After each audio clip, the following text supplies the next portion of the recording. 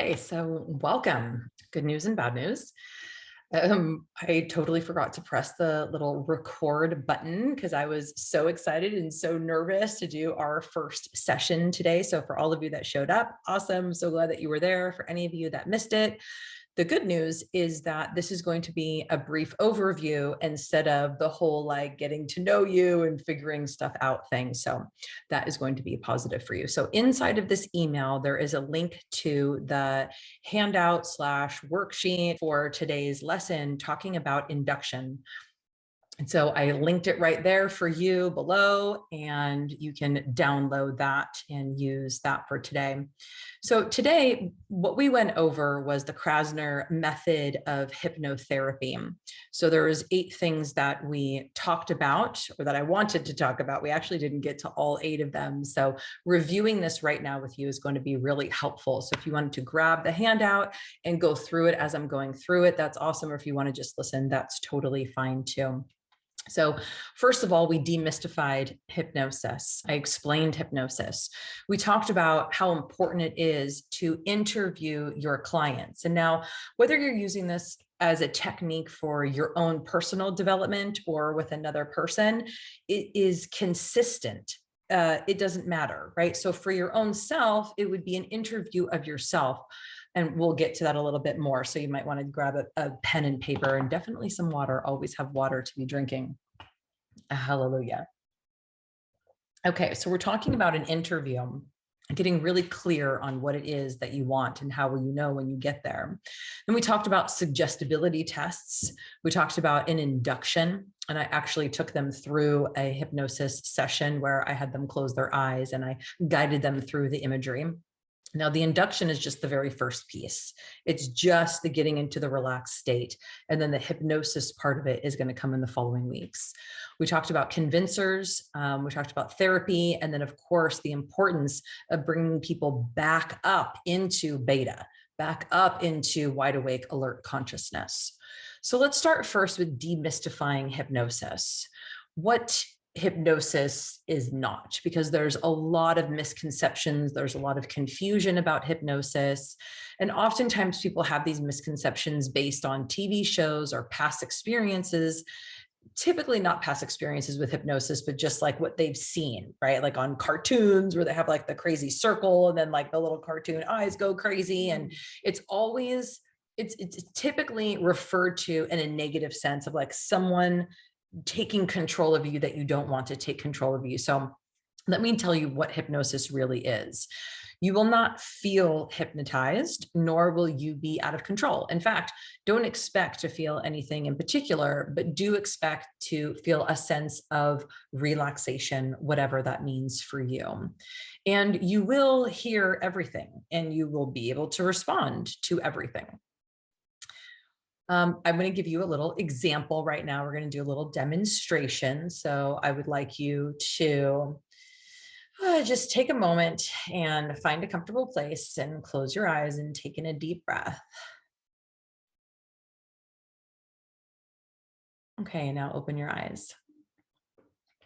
That's it. That's as mystical and crazy feeling as hypnosis ever can be. You will always be in total control. Let me give you another example and tell you what I mean.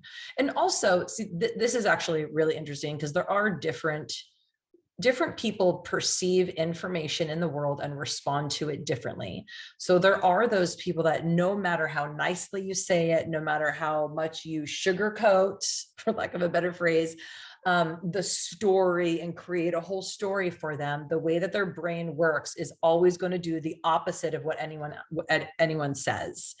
And those kind of defiant personalities, while they are awesome and there is a therapeutic way to engage with a defiant personality, typically, especially in a group setting, that type of person who responds to the world in that way is going to have a bit of a rough time.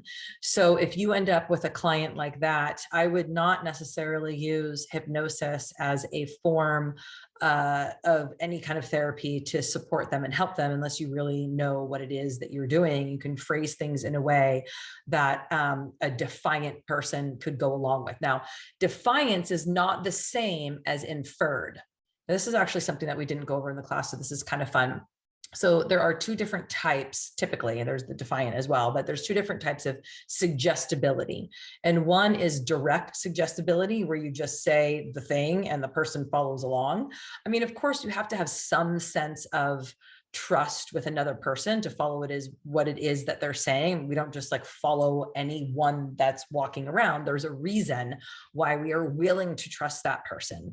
But the basic idea is if you have some kind of rapport and some kind of trust in the person, obviously, if they're coming to you for any kind of therapy, then there is already that rapport built in, and they're going to be more willing to just go along with what it is that you're saying. And they don't necessarily need to believe in hypnosis, although that definitely is a very powerful element of it. However, if they're willing to suspend disbelief long enough to get the results that they desire, they will have profound positive results that they desire. So there is the directly suggestible person, where it's pretty easy. You just say what it is that you want them to do and they do it. And then there is the inferred type of suggestibility, where they really need you to take them on a story and entice their emotions and their storytelling genius inside of their own mind for them to kind of buy into it and follow along on the story and go on the journey with you. So regardless if you are directly suggestible or inferred suggestible, the way that psycholinguistics and hypnosis, the way I'm going to train you, is designed will tap into both of those types of understanding and perceptions. The only one that it really doesn't is the defiant one. But even if they have the capacity to learn and they are willing to suspend disbelief, they can still get positive benefits. So just wanted to clear that up real quick. Okay, so here's another demo. Let me show you what I mean about you always being in control. Okay, so even if you are following along with some of the things that I'm saying, or whatever your hypnotherapist is saying, there's a point, there's a line that's drawn in the sand for every person of like the point at which they're not gonna go past that, right? It's like, okay, I'm following you along, but this is now outside my realm of like understanding and my map of the universe, and I'm no longer willing to go along. So for now, if you will just go along with me for a moment and close your eyes and allow your hands to just kind of like lay comfortably in your lap and uncross your legs, and just allow your eyes to close for a minute. You're in the comfort of your own home, and go ahead and take in a deep breath.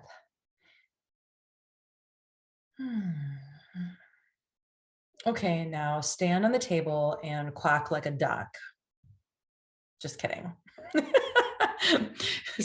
You see what I mean? You were willing to go along with the closing your eyes and taking a deep breath, maybe, and uncrossing your legs, maybe not, but you were definitely not going to stand on the table and quack like a duck. Like, you're going too far now.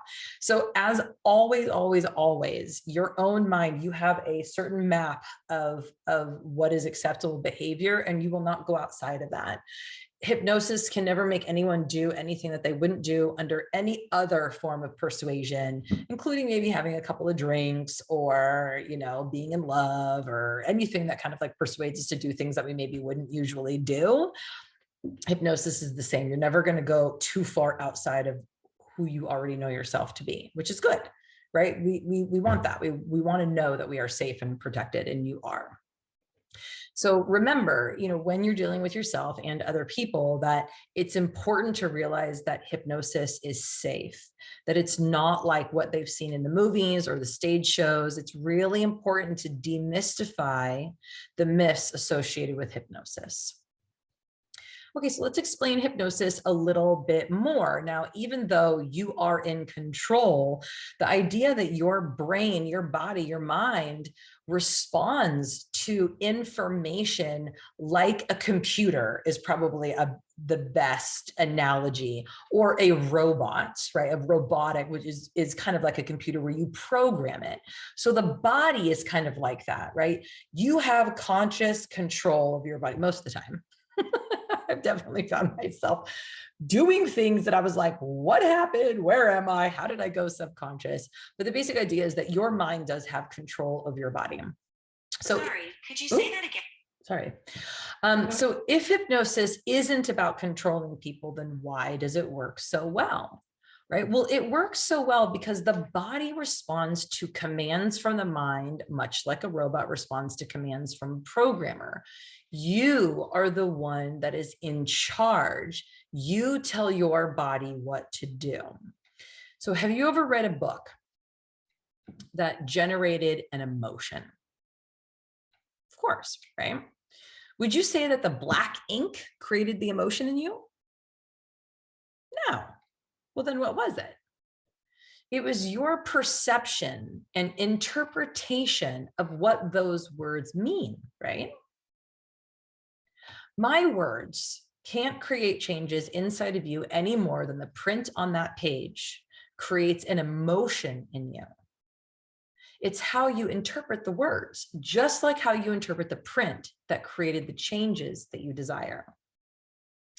Let me give you another example. So go ahead once more and allow your eyes to comfortably close and get comfortable in your seat. Go ahead and take in a deep breath and just allow the relaxation to flow through your body. Whatever that means for you, it is exactly okay. And imagine now that you are standing in front of a refrigerator.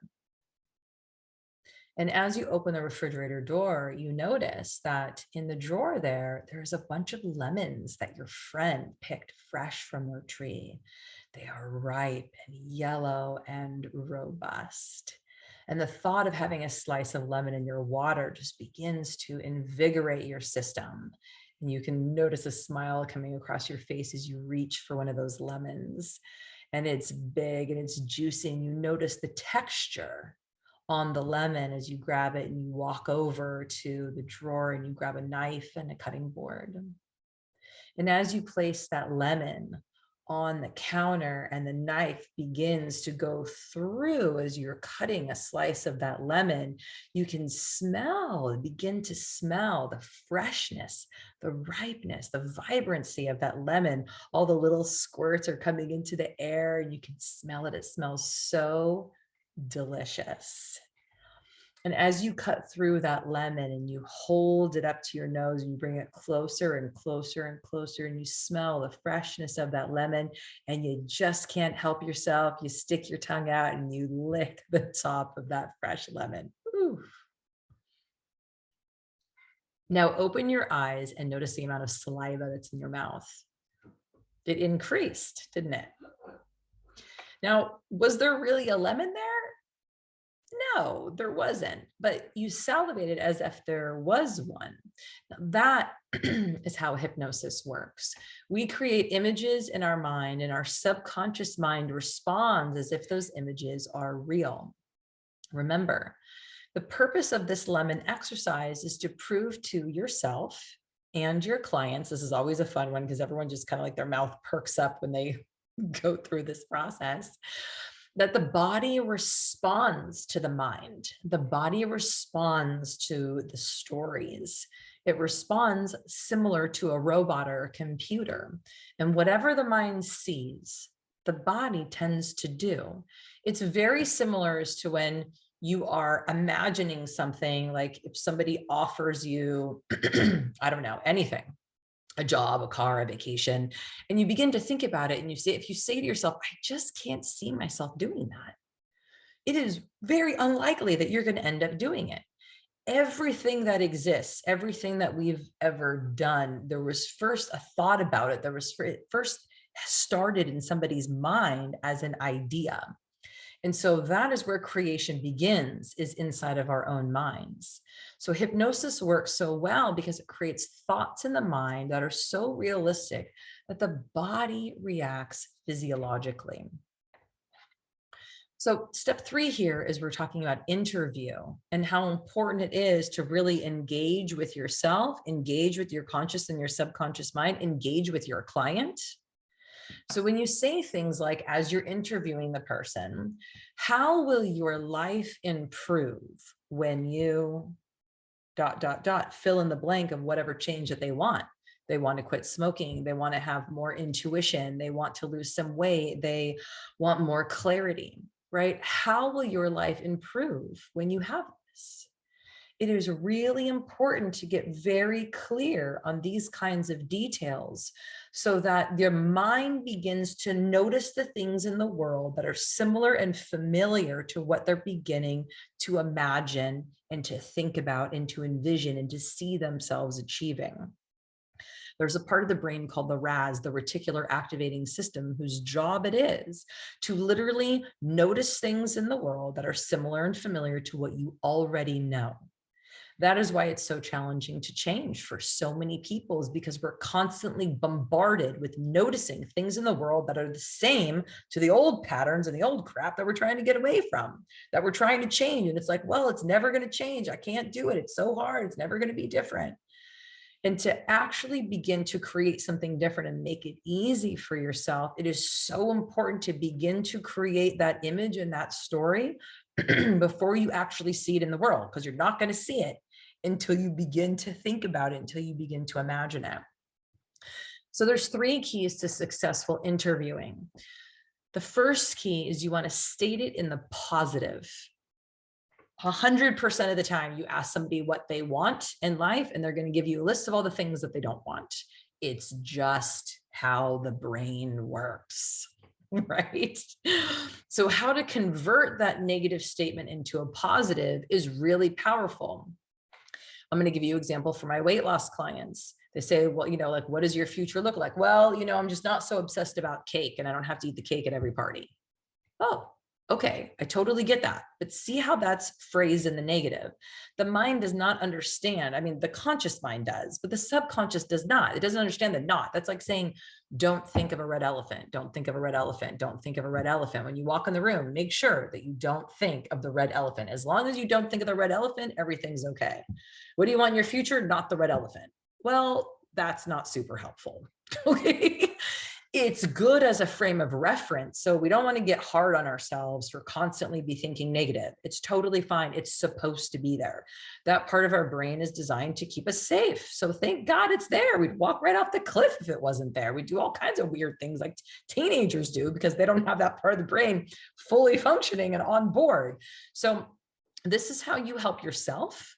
This is how you help your client take that information and that natural fear and anxiety of the world and transform it into possibility.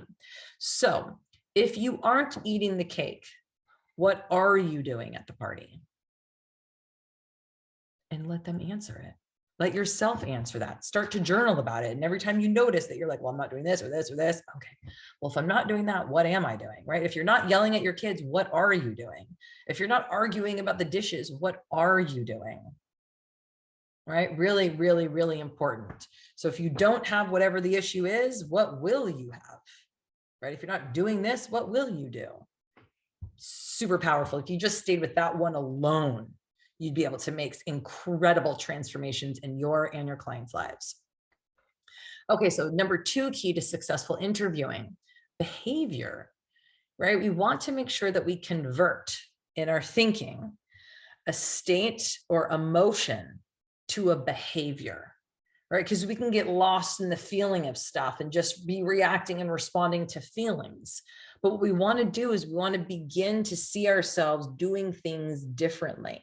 And as we're doing things differently, then that action has a corresponding response in the body physiologically. So this is another way to create change.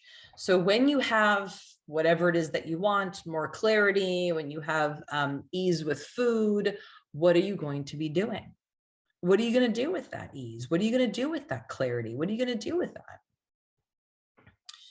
So understanding what we would like and how we will know when we have accomplished it. And this, it seems so simple and so obvious and so ridiculous.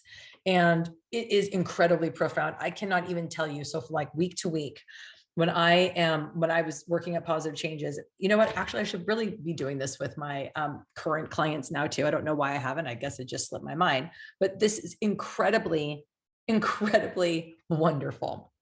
They would come in and they would fill out a piece of paper and it would ask them questions like this, and they would fill it out. And then I would keep it. And they would come in a week later, or 2 weeks later, or a month later, or whenever their next session was. We would have them fill out the same piece of paper. And then I would review and compare and contrast what they said a week ago to what they say today. And every single time, people did not notice or realize how much progress they had actually made, because they were so focused on the things that they wanted to change that they had forgotten to realize and to notice they had made so many changes to begin with. So number 3, so this is why it's always important to write things down too. We'll get to, we're going to talk more about that later. Interviewing successful tip here: be specific. The more information that you get from yourself, the more information that you get from your clients on who, what, where, when, how, specifically of their vision of the future that they're going towards, the more powerful the session is going to be, the more information you have to put in that session. And again, even if you don't even do a session with them, even just asking them these questions is profound, because it stimulates that part of the brain that loves stories, that loves ideas, that subconscious part of the mind that is just waiting for some direction and willing and wanting to go in that direction. But when we're vague, there's nothing to go on. It's like saying, I want more money. The universe gives you a penny. You happy? Well, no, that wasn't what I meant. Well, how was I supposed to know? Right? How was I supposed to know? We gave you what you asked for. So the more specific you can be, who is there? What are they doing? What are you doing? Where are you? When is this happening? How is this happening? Not how are you going to get from here to there, from point A to point B? Leave that up to the universe, right? But how is all of these things happening? Okay, remember, the more detail you receive during your interview, the better, because you will be taking this information you receive and applying it later on in the session.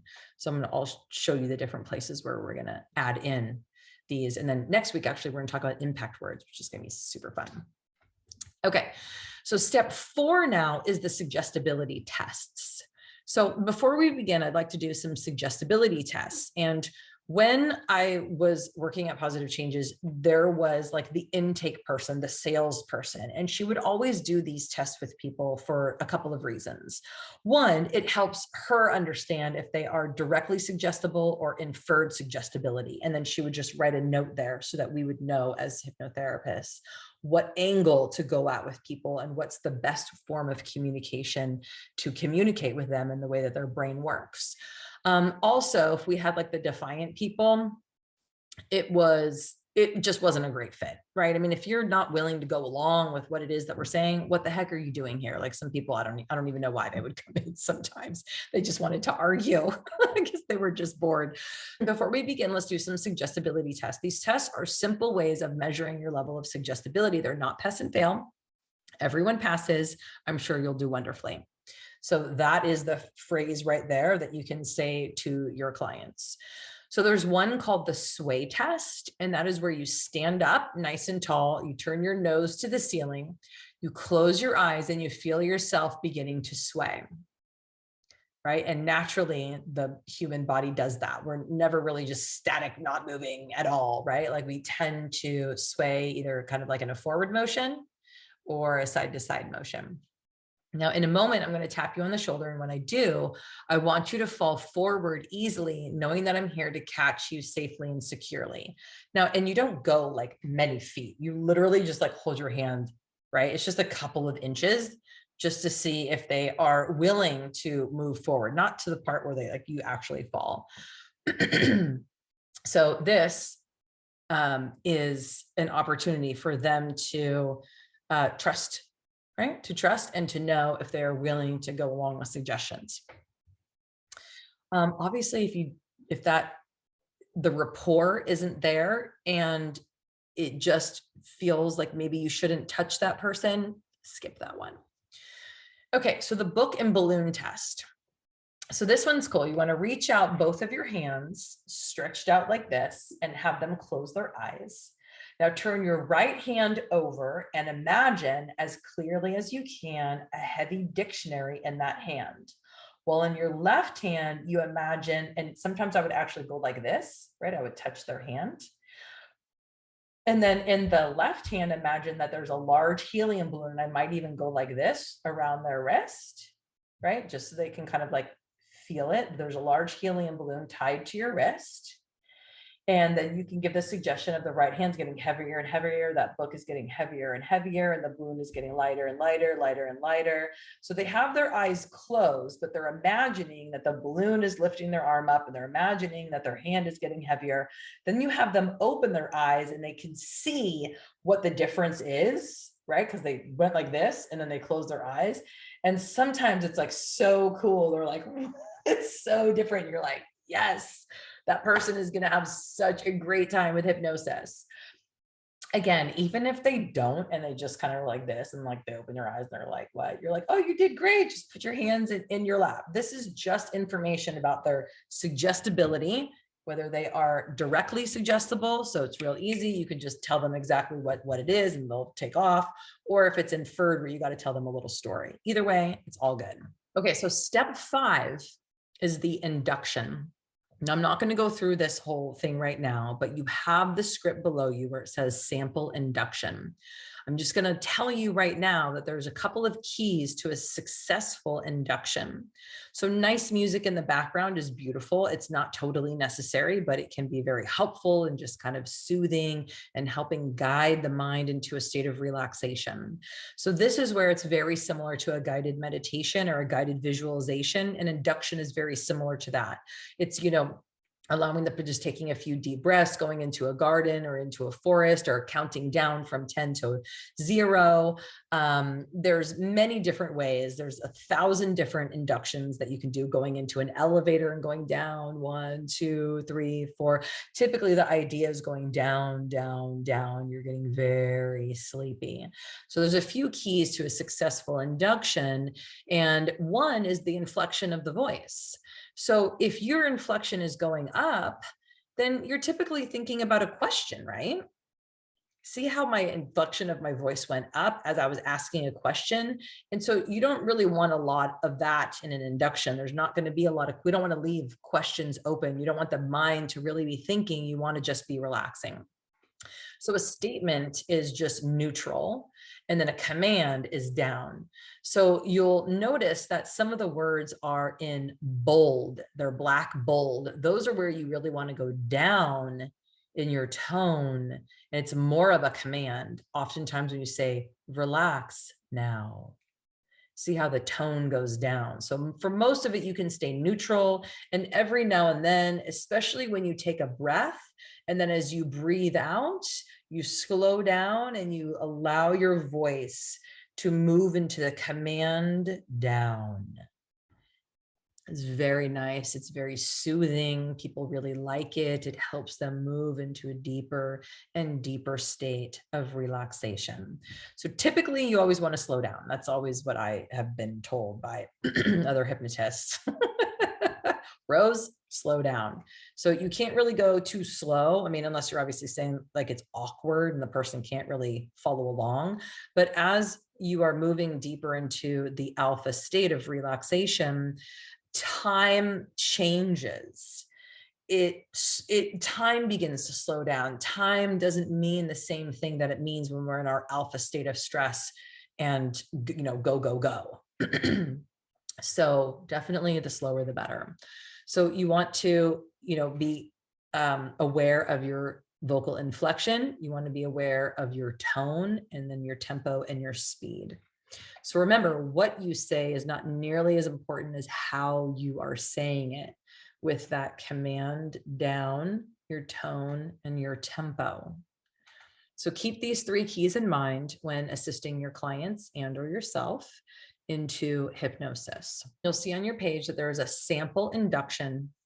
Read through that. Read through it out loud to yourself. Read it to your dog. Read it to your children. Read it to your husband, your wife, your computer. Record it for yourself. This is a sample induction. Okay, so number 6.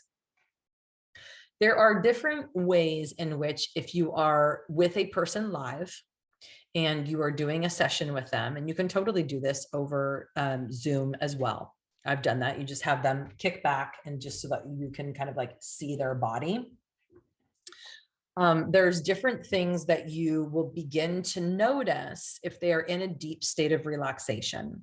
So typically, excuse me, typically the jaw will soften. The mouth might even open a little bit. The jaw will go down. The lips might separate. You might notice that there's kind of a deeper breathing. Their breathing will go from being higher in their chest to lower in their abdomen. They might twitch a little bit. Their eyelids, their eyes should be closed, but underneath their eyelids, it might flutter a little bit. And there's a couple other things that you can do sort of just for fun, but also for them. They're called convincers. So it's a convincing for them that they are in a relaxed state, and it's a convincing for you as well. You can do these or not do these, but typically I just kind of throw them in with the session and the script anyway. So there's the heavy leg or the heavy arm. So as you are already in the induction and you're relaxing and you're breathing and you're going deep. Oh, this is the other thing I wanted to mention. A good way to pace yourself after you've done a couple sentences and you're kind of reading is to look at them and notice when they breathe in and breathe in with them, and notice when they breathe out and speak when they breathe out, and then breathe in when they breathe in and speak when they breathe out. And then you can keep going for a little while and go back to your script because you're kind of, you're reading. And then when you come, after a few sentences or a paragraph, come back to where they are and connect with them. Breathing when they're breathing and speaking when they breathe out is an incredibly, very intuitive, powerful, energetic way to connect with your client. Also with yourself, right? Noticing the breath and speaking or thinking on the out breath and giving yourself that space and that time, very powerful. Okay, so the convincers, there's the leg or arm convincer. So you would say, now in a moment, I'm going to count backwards from 5 to 1. When I get to 1, your legs are going to be so heavy. They just won't be able to lift.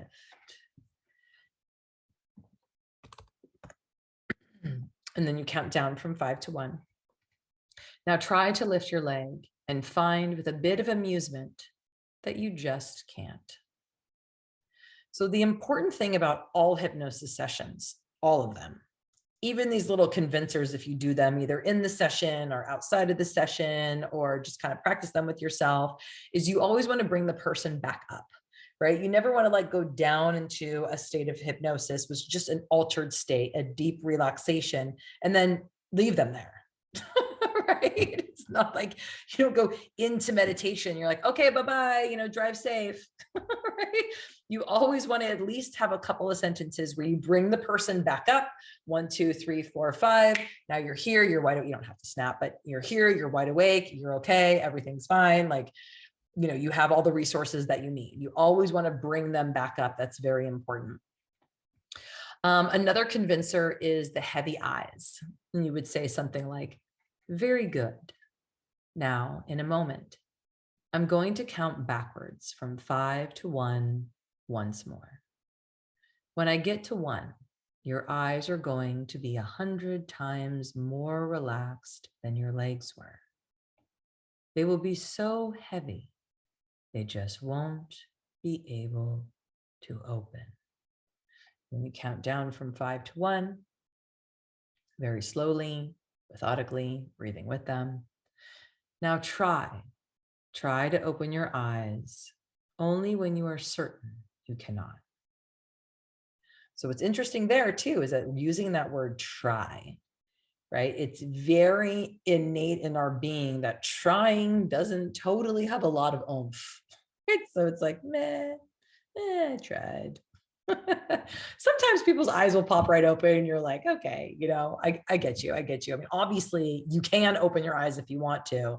We're just going along with the process and seeing what kind of suggestibility we're working with here. Important, cancel the suggestion. So you say, that's right. You don't have to try anymore. They're just too heavy. Right? Stop trying. Then there's the light arm. And you could say something like this. Excellent. Notice that one arm feels different than the other. And I want you to imagine that the entire arm is filled with helium. The lighter one is, right? The lighter one, and it's lighter than air. So light, it just begins to float. Lighter, lighter now, lifting and rising.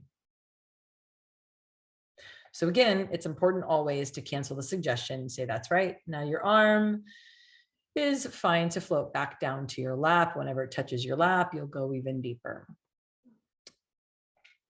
Okay. So step 7 now is we're talking a little bit about therapy, right? And what it means to use these tools to help us, and what are the tools that we're really using in this type of therapy. So one, it's metaphors, it's symbols and stories that parallel the client's outcome. So we don't necessarily always want it to be directly suggestible, like we were talking about, where it's like, it's you walking into the store, doing the thing, and you got it. Sometimes, and this is just the way that the brain works, we love children's stories, we love ideas, we love parables, we love stories of other people, we love stories of animals that kind of reflect, right? If they have like some kind of a schism between the mother and the daughter, and there's something going on and they figure it out, it's like, oh my God, I totally get it, right? So it's not necessarily directly on them, but it is a story about getting through tough times. And then we automatically place ourselves in there with our empathy, which we all have. So we use metaphors and stories, very powerful. The second thing that we always want to do is use end result imagery. Now, if you do nothing else in a session, you just do an induction and you do a future pacing. That's what I call it, future pacing or end result imagery. Then you will be profoundly helpful with thousands of people if you just do this. So end result imagery is utilizing the information that you gathered from step 3 in the interview, where you gathered the information of what it is that they want. And at some point during the process, before you bring them out, you mention that. You talk about that, you create a picture and an image, you allow them an opportunity in a state of relaxation to create the reality that they want, that they're going towards. Very, very powerful. Remember, the more information that you receive in step 3 in the interview, how will your life improve when? The more details, the more effective your therapy is going to be. And number 3 is direct suggestions. Now, this is where you really invigorate your authoritative commands and or post-hypnotic suggestions. You don't want to be wishy-washy about it. It's like, well, if you want to, you drink more water. That's not super inspiring, right? They've come to you for that confidence, for that direction, for that certainty that this is going to happen in this way.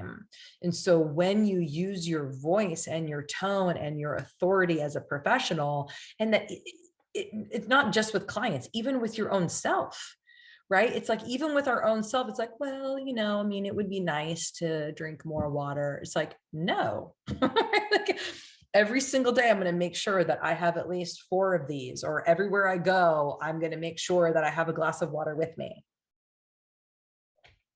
Every time I think of it, I'm going to take a sip, right? We don't want to be wishy-washy with ourselves either. Direct Suggestions. Okay. Works for most people, especially if you've come this far. Directly suggestible, we probably are, although we all do like stories. So use all of them, the metaphors, the end result imagery, and the direct suggestions. And the last thing, super important, always bring them back up. Always bring them back up. So in a moment, I'm going to count from 1 to 5. Notice we're counting up, right? When we were going down, we counted down. Now we're counting up. When I reach 5, you will be awake. You will feel totally refreshed and energized, having accepted all of my suggestions, and so it is. Or you could say, and this is so, or and let it be. You could say amen, if that's appropriate. You could say, and that is all. All of those basically mean the same thing. Amen, right? Let it be so.